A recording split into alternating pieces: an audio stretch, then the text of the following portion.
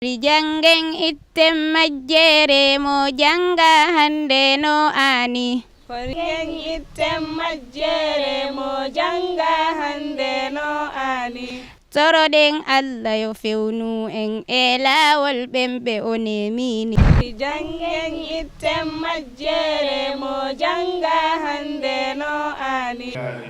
Minash shaitanir rajim. Bismillahir rahmanir rahim. Alhamdulillah. Wassalatu wassalamu al-atammani al-akmalani ala khayri khalqillah. نبينا محمد وعلى آله وصحبه وسلم تسليما كثيرا أما بعد فضيلة الشيخ الوالد المربي شيخ أحمد نوح ديالو رئيس مؤسسة البر للتنمية والثقافة الإسلامية في سينتو سوري غامبيا غرب إفريقيا فضيلة الشيخ الدكتور عبدالرحمن ديالو دانتا الداعية المعروف من غينيا كوناكري المحاضر زملائي المدرسين والمدرسات أبنائي الطلاب والطالبات أيها الجمع الكريم ضيوفنا الأكارم الضيف المرافق للدكتور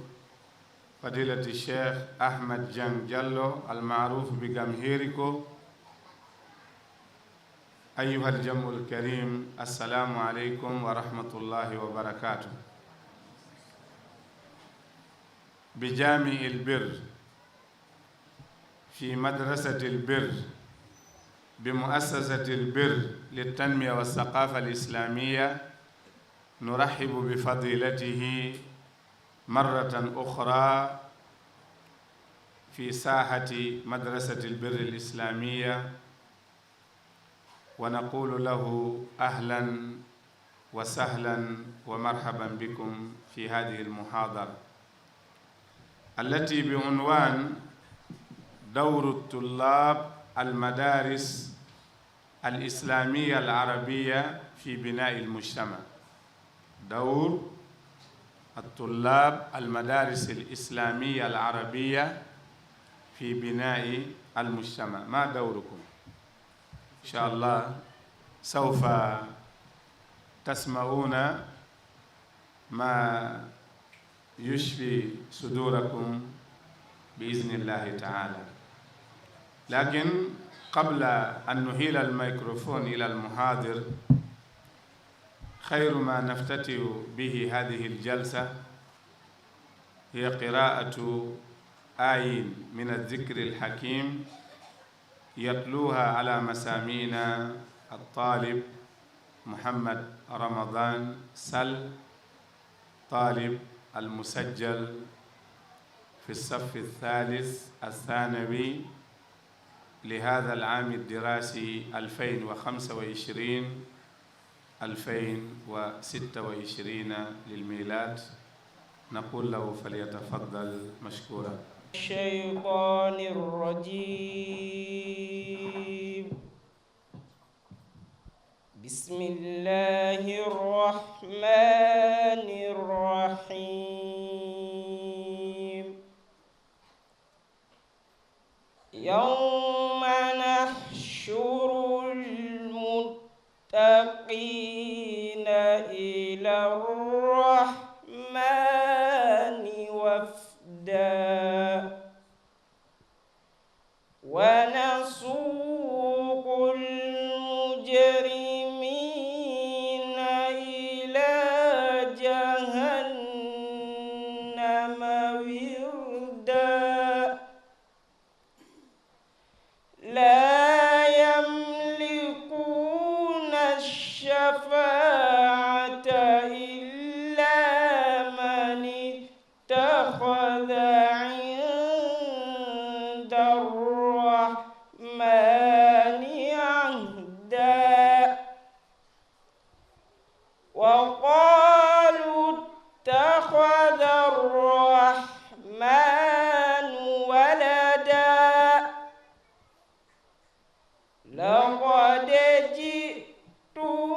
شيئا إدا لا يملكون الشفاعة إلا من اتخذ عند الرحمن عهدا وقالوا اتخذ الرحمن ولدا لقد جئتم شيئا إدا تكاد السماوات يتفطرن منه وتنشق الأرض وتخر الجبال هدا أن دعوا للرحمن ولدا وما ينبغي للرحمن أن يتخذ ولدا إن كل من في السماوات والأرض إلا آتي الرحمن عبدا لقد أحصاهم وعدهم عدا وكلهم آتيه يوم القيامة فردا.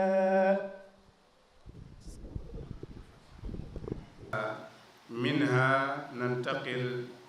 إلى كلمة ترهيبية من الطالب محمد صالح إبراهيم جلو المقيد في الصف الثانوي لهذا العام الدراسي، فليتفضل مشكورا. والسلام على المبعوث رحمة للعالمين. أما بعد، أحييكم بتحية الإسلام قائلا لكم السلام عليكم ورحمة الله تعالى وبركاته. فهذه قصيدة الفلانية لترهيب دكتور عبد الرحمن جلو في ساحة مدرسة البر الإسلامية. فقلت فيها ko adortekon ko jantagol inde jon annora muyanɗo nguure ka jurdi e ka mbaaji banora miɗo juula e nulaaɗo fi makko miɗo mantora yimre pular fi wernugol docteur Abdourahman ko madrasatul birri wimi bisimillah himen werna on cheikhana tolnora ko tande amin birruɗo jarna min himen werna on cheikhana tolnora ko tande amin birruɗo jarna min hiɗon jalbini birruɗo hande non ko gandal e dina faadiɗon yewto min hiɗon jalbini birruɗo hande non ko gandal e dina faadiɗon yewto min fa ahlan bikum hande ɗo jalbiri senande mon nden weltini moƴƴa min fa ahlan bikum hande ɗo jalbiri senande mon nden weltini moƴƴa min tullabu on fawhino weltori senade mon hande ɗo falta min tullabu on fawhino weltori senade mon hande ɗo falta min e jannayɓe ɓen fow kadi weltori senande doktoru on birru men e jannayɓe ɓen fow kadi weltori senande doktoru on birru men ko gandal e dina yewtete hande ɗo jentoyo siɗɗo wajitor moƴƴa min ko gandal e dina yewtete hande ɗo jentoyo siɗɗo wajitor moƴƴa min ko ngaari ko diina hewtiɗo hande non ino yottina diina kan nodda min ko ngaari ko diina hewtiɗo hande non ino yottina diina kan nodda min jama birru on fof weltori seena mon yo allahu on okku on joddi men jama birru on fof weltori seena mon yo allahu on okku on joddi men mi hattay waɗo siɓɓe non waynito mi juula e ko ho muhammadu men mi hattay waɗo siɓɓe non waynito mi juula e ko ho muhammadu men sahaba e ali mi wattora ɗon e min jiyangel ɗaɓɓungel janna min sahaba e ali mi wattora ɗon e min jiyangel ɗaɓɓungel janna min hiwro jama julɓe ko seeni ɗo kon fof mamburɓe muassasatul huda e hooreɓe ɓen kam muassasatul birr haray ɗe wiya ko bisimilla ko saɗi maɓɓe ko tooli wernugol ɓeeɗo hoɓɓe men docteur Abdourahman Diallo haray ɓe yaltuno e jawla dawiya ɓe hewti e ndiɗo leydi ɓe fuɗɗi ñande 17 décembre ettin décembre 2025 ɓe waɗani en yewtere birkama on di 19 woni e juma on décembre ɓe waɗani en yewtere kadi ka Star TV ɓe julnani en juma on kadi ka masjidu tawba ɗum e on di 20 ɗum woni e asewe on ɓe waɗanno en muhadara kadi molanaɗo e fiiɓeɗo ɗiɗo marakisuji tahfisul qur'anil karim ɗum ka juulirde men masjidul huda Serekunda e dimanche on ñande nogaye goo 21 décembre 2025 ɓe waɗanno en kadi muhadara ka masjid ansaril islam abuko e tenen on di 22 décembre 2025 ɓe waɗanno en kadi islamic conference molanaɗo e Banjul ka juulirde post office talata on ari ɓe jogino hiwrondirgol e musidal ngal waɗugol ziyara e goɗɗigo kadi ka bange jokkere enɗan hande oɗo alarba on di 24 décembre 2025 le 24 décembre l'an 2025 haray ɓe jogani en ɗo islamic conference e oɗo madrasatul birril islamiya wonɗo Sinthiou Sori mo anndanɗa hoore maɗen jogiiɗo gila nursery rawda ha salisa sanawi l'école udditaɗo gila l'an 2003 haray docteur ko ɓe yiɗi en yewtude ɗo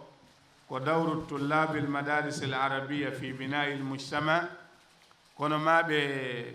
fermiro yewtere maɓɓe nden aqidatul muslim fi nabiyillahi isa alayhi salam wa hukum musharakat ghayril muslimina fi ayadihim haray ɗum ɓe timminiroyta yewtere nden bimana ko honɗum woni darunde mo onon ɓeɗo sukaɓe wonɓe jangude arab jangal islam e fi mahugol ɗiɗo society ji onon kadi ko honnum hanuɗon wonoyde jango e nder society mo wonɗon o ɓe timminira yewtere maɓɓe nden ko honnum julɗo on duwa fiɓude e fi annabi isa alayhi salam hande ɗen andi ko 24 décembre 2025 o jemma wonɗo e arde ɗo ko jemma christmas no woodi piiji wonaɗi e waɗede hen fi weltorgol fi oɗo isa an julɗoɗa duwa tawtude ɓe ɗum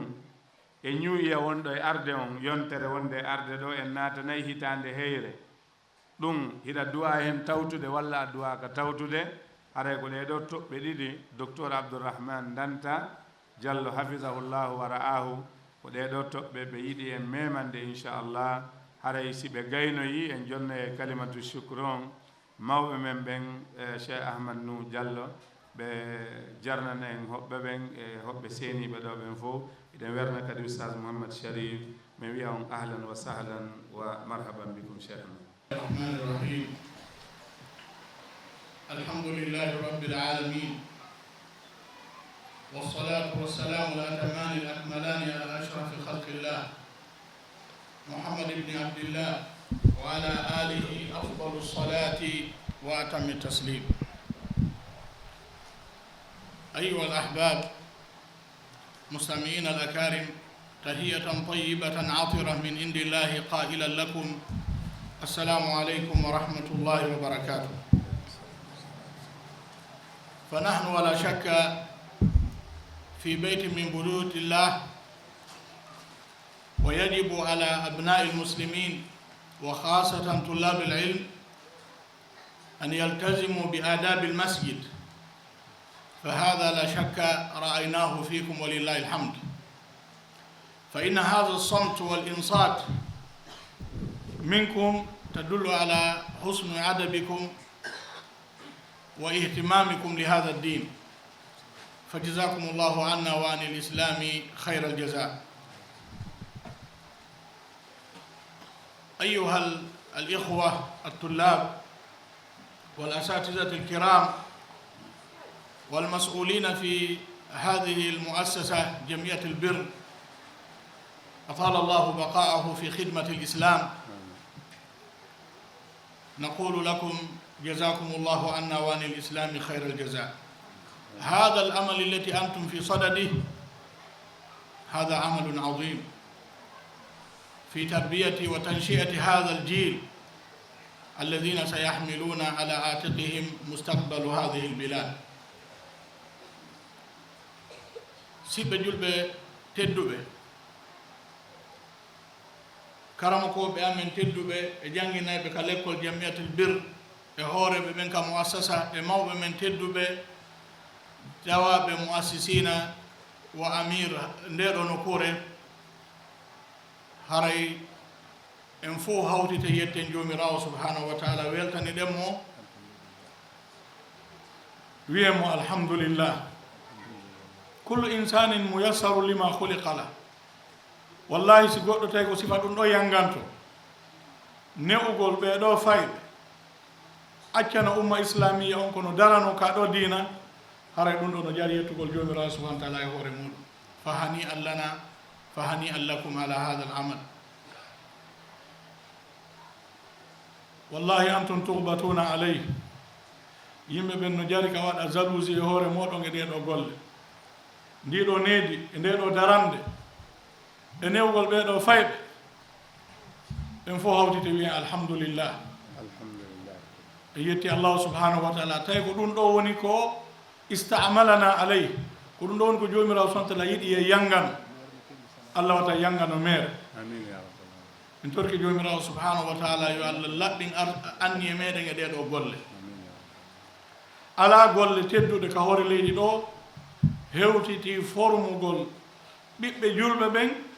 prépara be fi ronditagol mas'uliya on jango ko be do wonta khutaba a'imma fil masajid muhadirin mudarrisina fil masajid ansa woni préparo be do andu ida nema molana do hare ono mawbe amen en fo hawtite jamni jomirawo subhanahu wa ta'ala wiyamo alhamdulillah. E weltaniki kadi shababu on miñiraɓe amen jooɗiɓe ka juulirde ɗo so e wondema koye ibada ɓe woni koye juulirde ɓe woni nde ɗo deƴƴere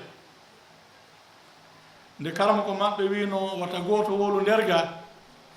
ka anna ala ru'usihim at-tayr a sikkay goɗɗo ko jooɗiɗo ɗo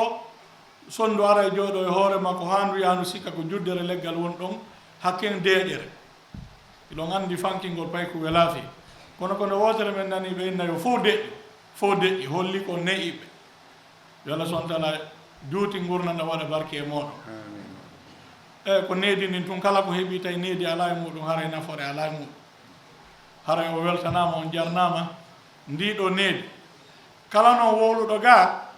e winda inde makko nen ɗo waɗanemo kado iɗo andi ko ɗum kado wowluɗo mo wowli nder ga e waɗana o tigi kado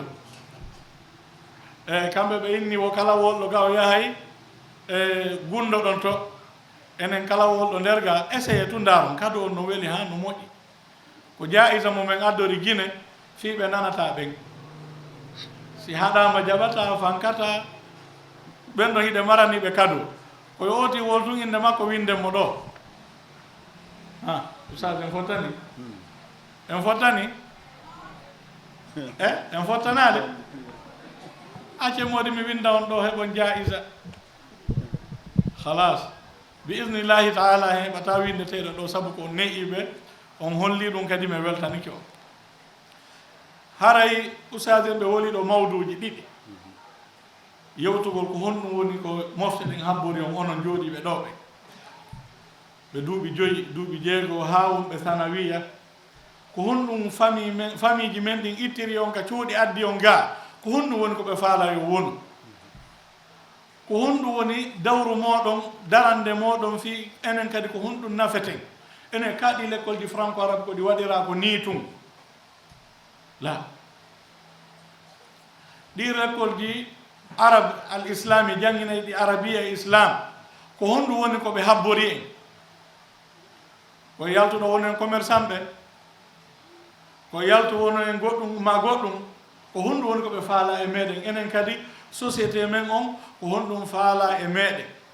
ɗum ɗon ko mawdu aram mawdu ɗimmon ko dakhila fi hada al mawdu al kabir par ce que nde ɗe yewta fi oɗo mawdu en andi ko honɗum ɓe habbori en a ɓornota ko ɗo tiggare e kaftane yiyeɗa ka juulirde hiɗa janga qala llahu qala rasulullahi sallllahu alayhi wa sallam hiɗa jogui mbaadi islam yiyeɗa ka amoyte harayna ɗum habboraɗa yiyeɗa 24 et 30 harayna ɗum habboraɗa haray andali objectif ko adduma ka lekkol ka diina jangete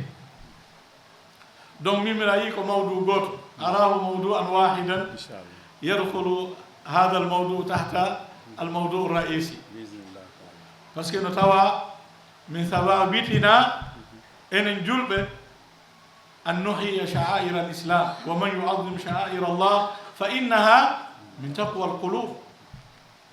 enen si tawi a wurnitayɗa ko imam ka qiyamul layl ka soirée kadi kanko organisata ɗum no yaada o amo e ñande 31 o ñande goo mi yiwno suka iɗen tori allah yo allah fewnumo fewna en ala wolide ɗum ɗo fi jalugol mo min fotti tawi mo rondi baful on o andi o baful min on to on ɗo yaade o ini o meɗen mari hande ka amete meɗen moƴƴinoyde ɗon hurgo tawi noon ko huñira qouran min moodi hay sa amo e wata rondano ɓe hunjata ko ɓe hunjaki qouran ɓen bafulji ɗin yahu awa bete si tawi awa heɓali iman a heɓali needi moƴƴiri cheytana folima iya yiyo ko amoyte toon ɗum ɗo ñande go change kono ya rondano amo ɓen kadi hiɗa rondi qouran min hada ɗum ɗo na ko laɓa hada athara fi ngol konngol waɗi batte makko yo rowtiro e micro ngo yaari ɗum o inni mi gila neññande mi jaɓali yawde ka amete mi tawi tigiti o jakana ko mi duwano jokkude mi innanimo qala llahu qala rasul min wata o rondano tun amoɓe hanaka goɗɗo rondo qur'an hunjo qur'an hunjo hadisan wahida min ahadisi rasulillah sallllahu alayhi wa sallam jooɗoɗen haɗen o wata yo christmas ono duwa haɗitade hoore mo oɗo na hunenen mari ya yaada si goɗɗo okkoyama ɗo jiwo hunjiɗo qur'an no tiggi fo inni musidal ngal fo inni ko moƴƴo o ari ka moodi makko tawi koɓe haɓata ko fi mo heɗade musique ko ɗum ɓe ñawoyta e si haray ɗo no yiidi hara yiidali donc e yewtay ɗo ko honɗum woni ko habbora ɗen ko honɗum woni ko daranto ɗen ka société meɗen ko honɗum duwaɗen apportude enen kadi ko honɗum duwaɗen wallitade ko honɗum woni ko ɓe habbori en sa andi ko habboraɗa ko no tiiɗi a wakkiloto awalan ayuha shabab fa'lamu annakum ala khayr wa as'alu Allah tabaraka wa ta'ala في هذا البدء أن يبارك فيكم وأن يوفقكم على هذا الدرب ko attorɗen ɗo ko andintingol o wondema ande so e wondema e ɗon e moƴƴere banu adama wakkilike o so andi jaka ko jokki konko kangi ko duwa ɗum wakkilanede ko dogante ɗum ko tawfiq arsikatake koko wonɗon ɗo e muɗum sinamo Allah yiɗi suuɓi e dow tagore makko nden fof e so wattani yiili suɓanɗe ɗen no ɗuuɗi awalan jomirawo subhanahu wa ta'ala tagi tagore nden fof suuɓi e waɗi ibnu adam ka no wodi goɗɗi goo ko ñaariji goɗɗi goo ko nayi goɗɗi goo ko baali kono jomirawo waɗalima ɗum ɗo fof o suuɓima wodima ibnu adam o ini honɗum wala kad karramna bani adam min teddini ɓiɗɗo adam ثم اختارك من بين الخلائق وجعلك من المسلمين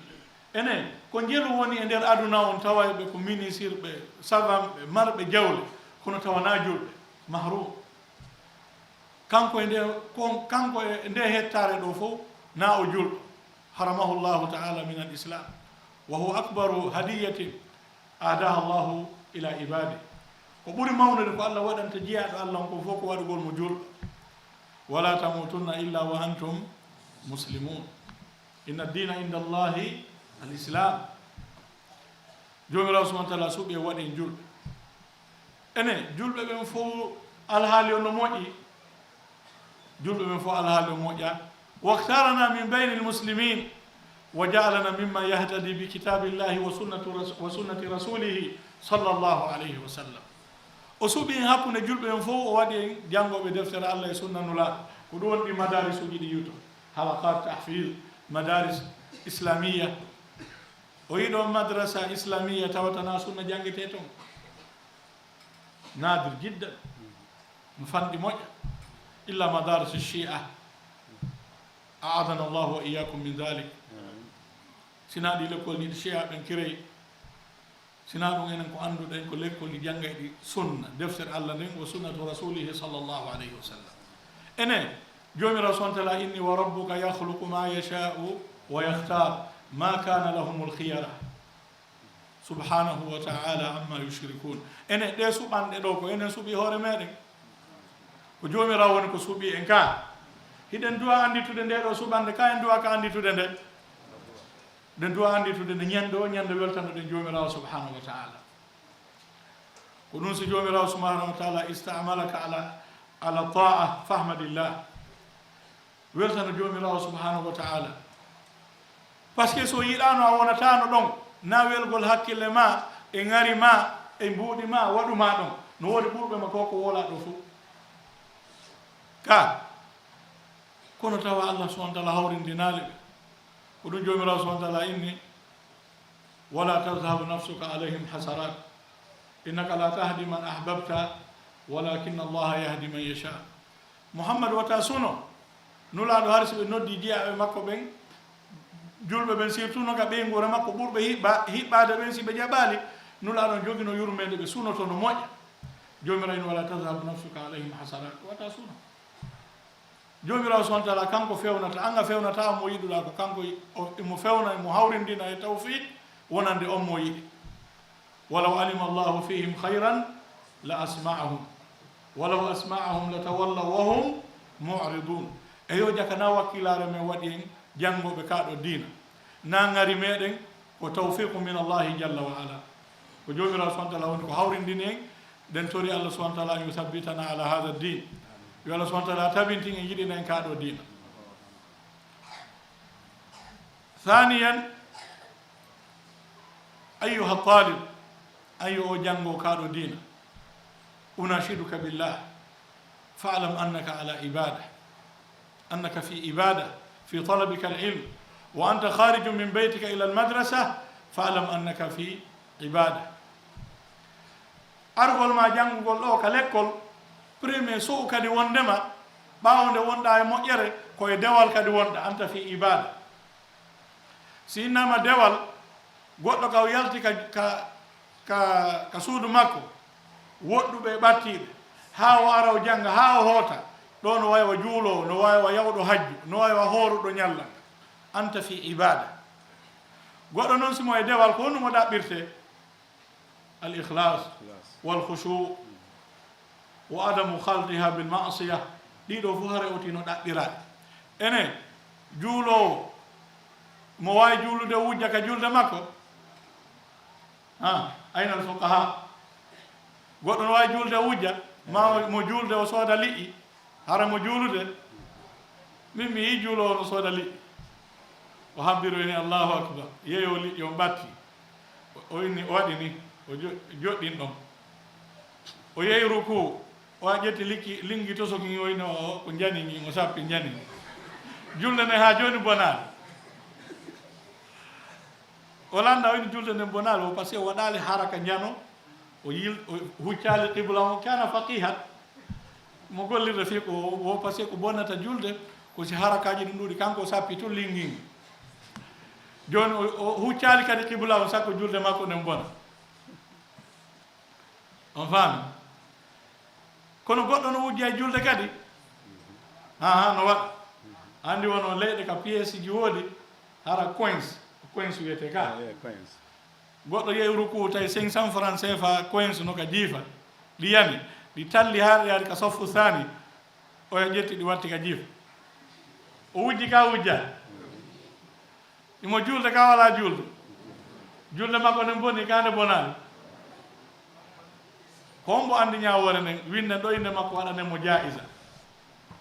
enen mo wujjino julde ara julde makko ne boni ka bonani sa wooli adda e dalil goy nawigol bonima bonal a woola e kayf limada man yatasodda li hada sual nam e winde ɗo inde makko waɗanemo kado ka juulirde ɗo na man yalam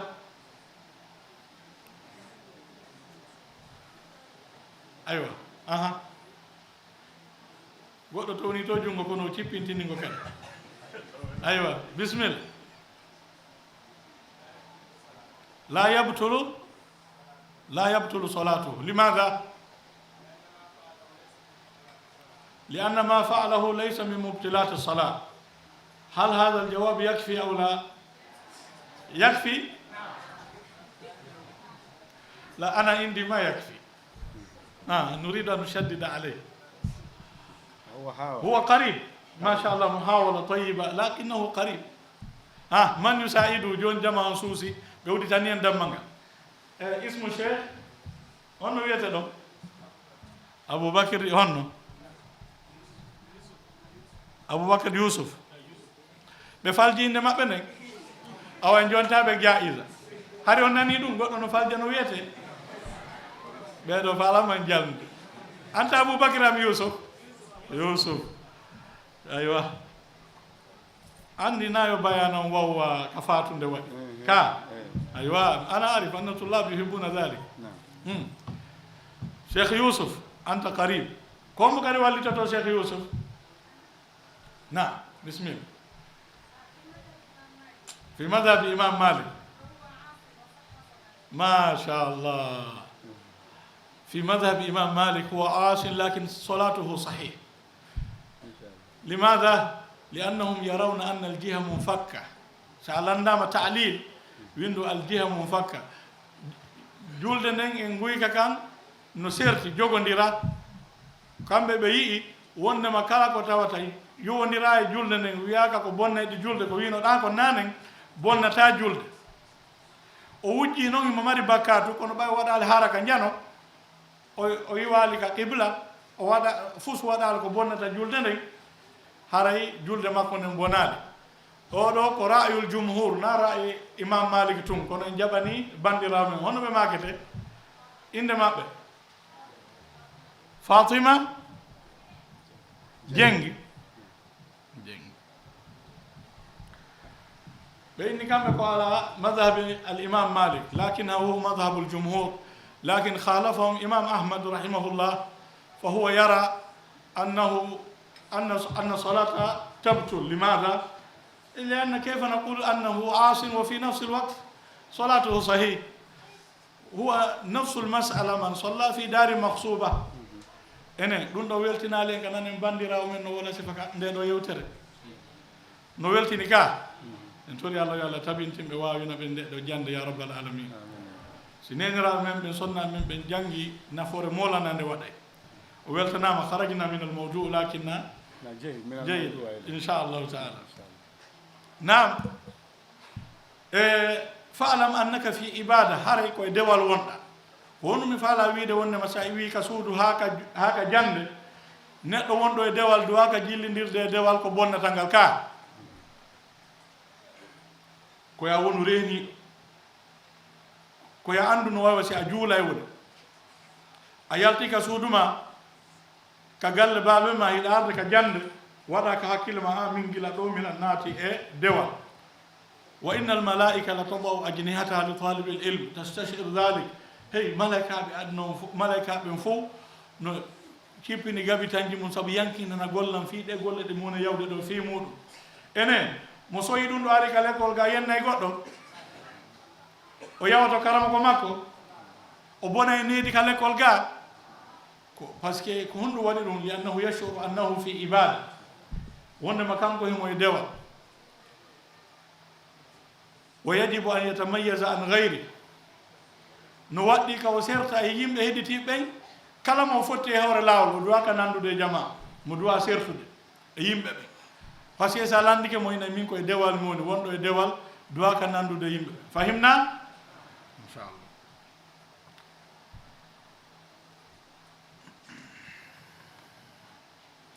الأمر الثالث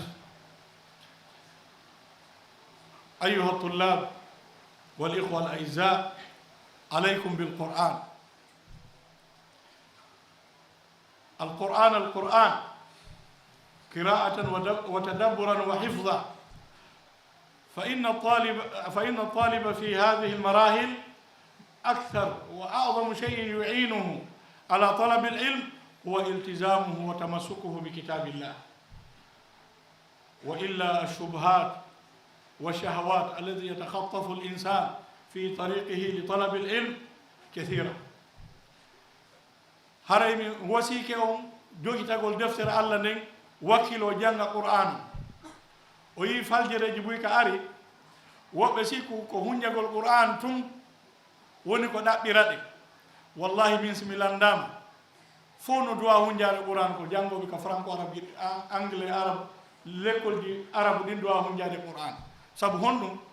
ɓen ɗon hiɓe jang siɓe hunjike qur'an ɓe continue koɓe wonɗo kon ko ɓeɗo tañini ɗe ñande ko karama ko jono heeɓi kono janngo english school e français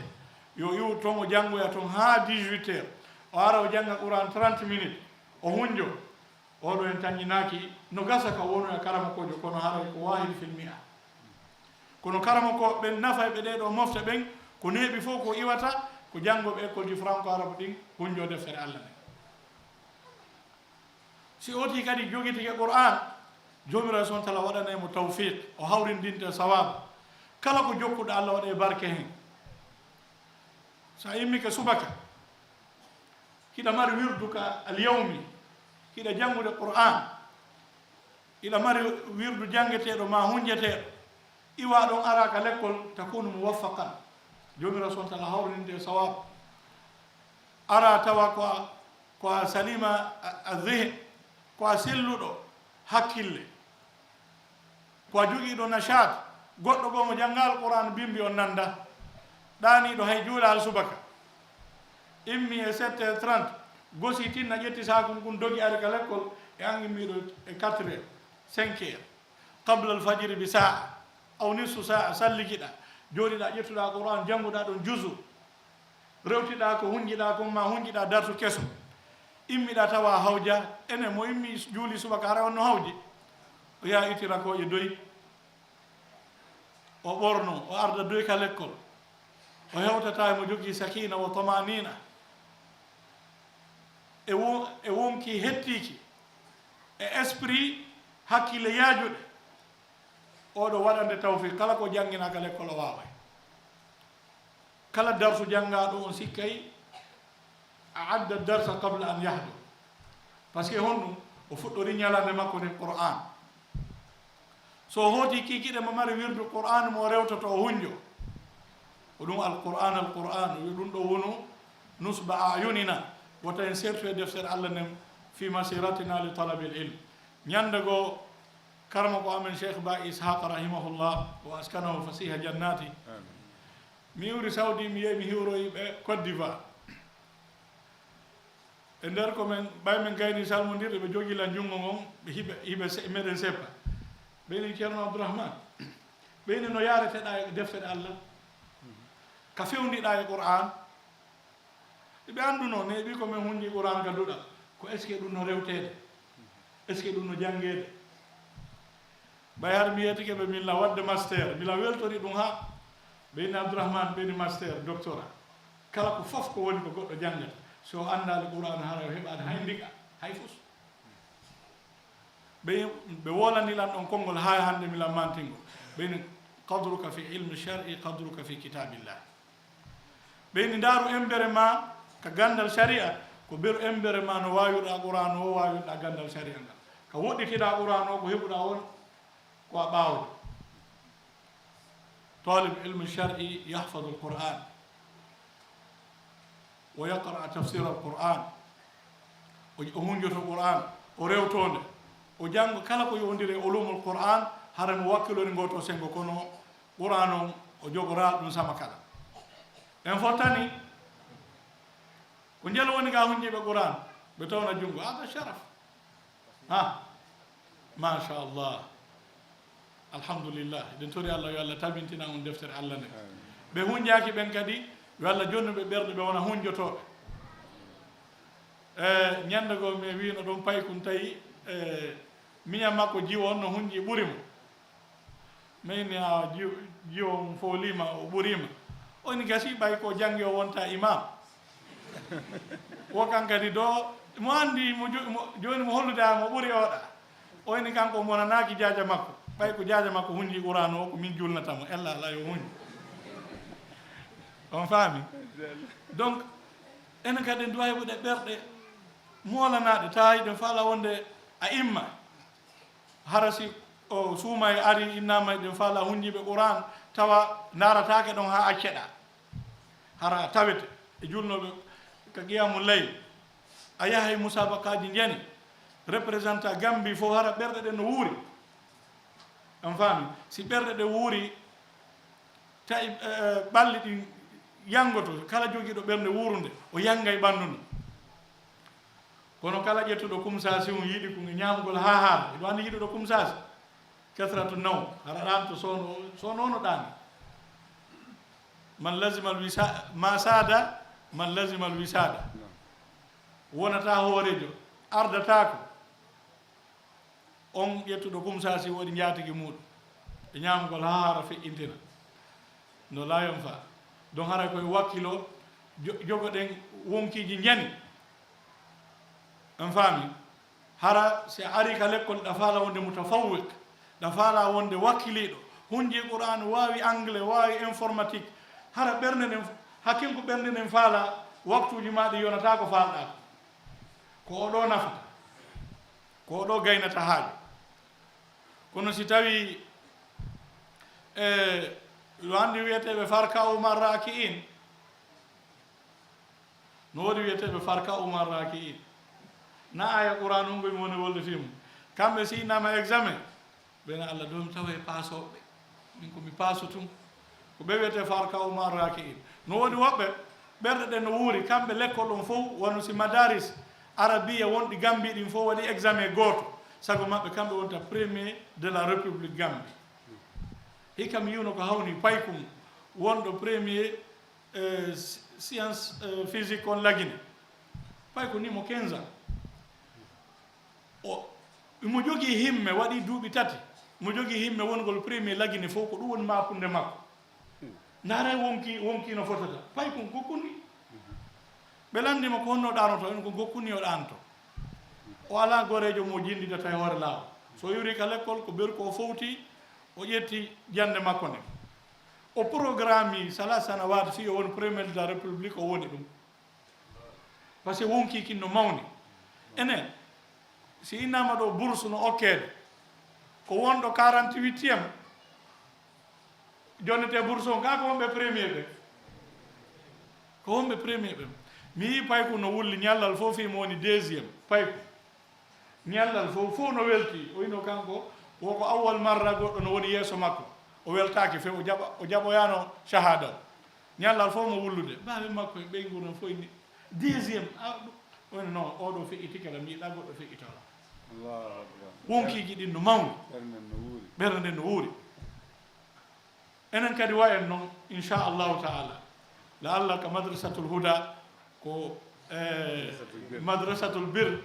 ko jogiiɓe ɗiɗo wonkiji to woni ga hay mo yi on tun tawi ko no woni mila rentiɗo noon ɗaniɗo oɗon ɗaniɗo e winda inde makko kay gacce ɗon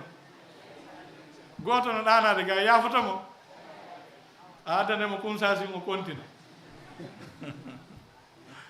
nam haray ɓaawo deftere allah nden ɓeydi tan en ɗo hunde wotere kadi iltasimu bi adabi l islam fi madarisina haray mi wasiki on ƴettugol coñci islam e jikkuji islam e neediji islam ka l'école ji meɗen wallahi l'école ji meɗen ɗi yajib an tatamayyaz bi akhlaqina wa adabina wa iltisamatina l'école ji men ɗi no duwa wonde madaris raqiya madaris taway ɗi kala ƴettuɗo ɓiɗɗo mum addi toon o ina alhamdulillah ka ɓiɗɗo an o yawno ka l'école madrasatul birr wallahi needi makko ni hay ka ñamugol sansi hay ɓe o yewtidata ɓen ka quartier joni mo jogui needi si hoɓɓe mi heeɓi hoɓɓe o ala fitina saabu needi ndi wondi ka l'école kono hande karama koɓe no wakkili ha almudara almuassasati ɓe wakkili ha kono hande newugol ngol sarti ka l'école ɗi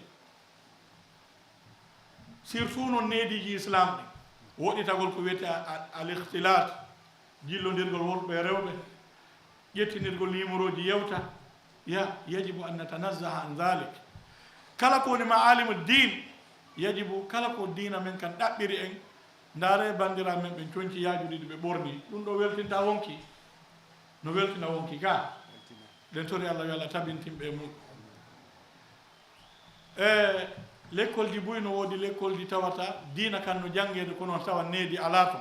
yo allah taw hara en ala ɗin ɗo l'école ji gambiga tawata yimɓe ɓen no wullirde ɓe moƴƴa na bandiraɓe ɓen na sukaɓe ɓen ɓena ha l'école ji franco arabe ɗin de neediji ɗin fanɗi ton ɗum ɗo ko axe ko ɗum ɗo wiyete contraire bal koyo inne wondema needi l'école ji ɗin neediji diina hara sa yi janngowo ka l'école ɗon a yiyemo tun haynoɗa islam bi somtihi wa huluqihi wa hatta fi libasihi hay ɓornande makko nde a yiyemo tun yiya annora diina kan e makko a yiyaymo tun yiya needi deƴere e makko a yiyaymo tun tawa hey ko sifa oɗo ɗaɓɓete o wolali taw hay kelima simahum fi wujuhihim min asari sujud si julɗo yiyama goɗɗo landike ma enen an ko a muslim andu lorra waɗi goɗɗo duwaka landede siko julɗo ko foti ɓe yiyete tun ɓe anda oɗo yatamayyazu simahum fi wujuhihim a yiyaymo tun anda ko kanko ni l'école ji men ɗi ko noon duwa wawde ka ɓornande bandiraɓe meɗen ɓen ɓe ɓorno ko yaaji ko yetti ɓe woɗɗito majalis l ihtilat ɓe woɗɗito jondeji jillondirgol e worɓe la fi sahati l madaris wala fi kharijiha ɓe jogo ko wiyete al hishma nefinare yewtudugol e worɓe janamɓe salmodirgol e worɓe janamɓe bal hay jogagol amiɓe ka facebook gorko e debbo ami o nani ɗum komin ami e bandiraɓe meɗen ɓe yo janngu tarih ɓe yiyay rewɓe joguinoɓe hishma ko sifa mum ɗuɗa e nefinare yumma men fatima lamma hadaratha al wafa yumma men fatima nde mayde nden arno e maɓɓe ɓe wulli gollo maɓɓe o ɓattiɓe ma yubkiki ya amatallah ko honɗum wonma wullinde enen ko mayde hulɗa ɓeni la gadan sanalqa al ahibba janngo men hawro e weldiɓe ɓen ɗum ko baaben an e julɓe attinoɓe feƴƴinde ɓen fof ɗum ko nulaɗo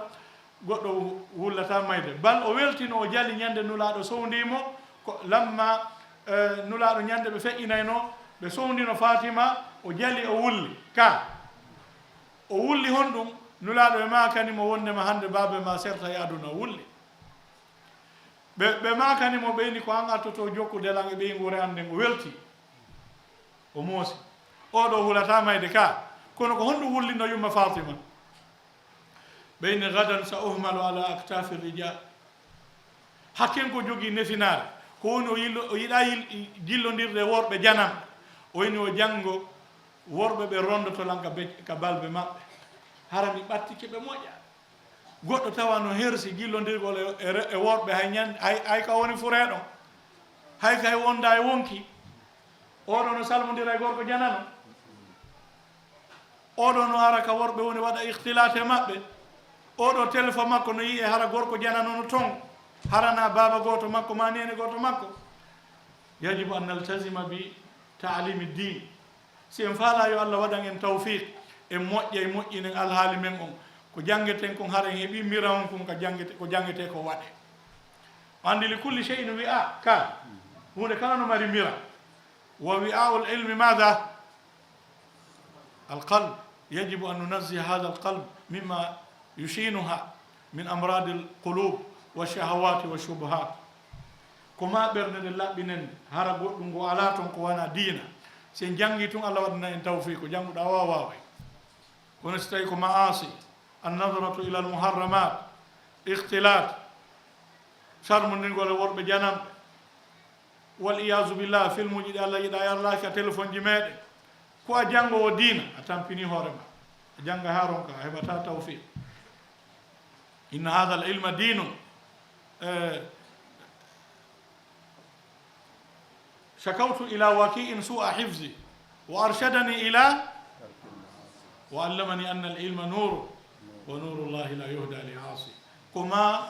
bi'a men o wona bi'a diina woɗɗitoɗen kala ko woni bakkato e ko harmi fi en waawu janngude ngal ɗo gandal Allah waɗana en barke muɗum haray wakkiloɗen ka lekkolji meɗen an naltasima bi taalimi din wono sonko e townugol hito jomirawo subhanahu wa taala no haɗi ɗum suddiɗo ka ɗo worɓe ɓe nganno newnana sonkugol an ka moɓawo yiɗa sonka to wonɗo ka Carrefour to nana ko wolata ga ɗum ko jikku labaɗo na jikkuji labaɗi sonnaɓe no wiya wala tahdana bil qawli fa yatma alladi fi qalbihi marad wa qulna qawlan enen sen jangi ɗeɗo aaje tawi en gollitirat hara ko homɓe gollitirta ɗeɗo aaje ko ɓe ala jangude ɓe habbiɗa yo gollitir la ko enen woni gol duwa attade gollitirgol ɗum ɗo nam hada huwa rabi والخامس جواب ɗum